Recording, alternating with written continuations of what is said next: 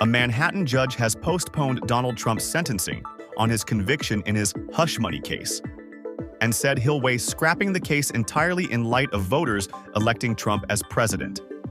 Manhattan Supreme Court Justice Juan Merchan said he'll consider claims from Trump's lawyers that pressing on with such a case involving a president-elect would interfere with the orderly transition of executive power and be uniquely destabilizing to the country. The decision to pause Trump's sentencing makes it overwhelmingly likely that the president-elect will re-enter the White House largely unscathed by the 4 criminal cases that had threatened to derail his campaign or even put him behind bars. Merchan ordered Manhattan District Attorney Alvin Bragg and Trump's lawyers to file their arguments in December on whether the case should be tossed before the court issues its decision.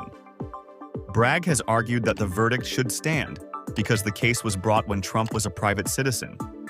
The sentencing delay follows a 2-year legal saga that reached a crescendo with the theatrical spectacle of Trump, 78, spending 6 weeks inside a dingy Manhattan courtroom listening to salacious testimony from witnesses like porn star Stormy Daniels, who testified to having sex with him in 2006.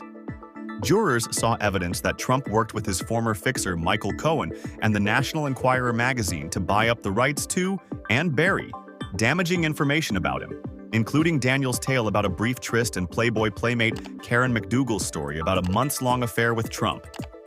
What do we got to pay for this? $150?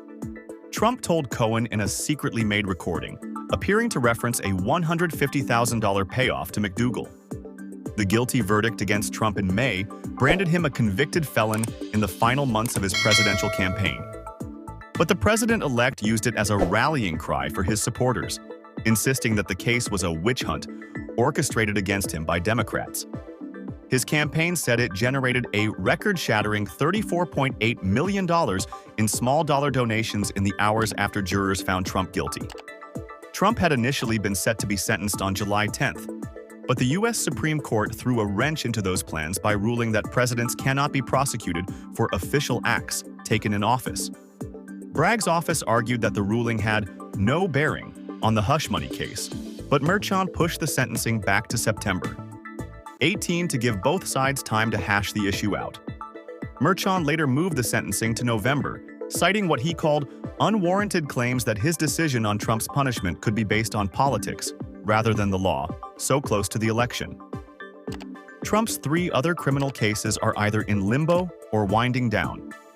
Federal cases in Washington, D.C. and Florida, where Trump was charged with plotting to overthrow the 2020 election results and with hoarding classified files at his Mar-a-Lago estate, respectively, are expected to be rolled back on day 1 of his presidency, if not before.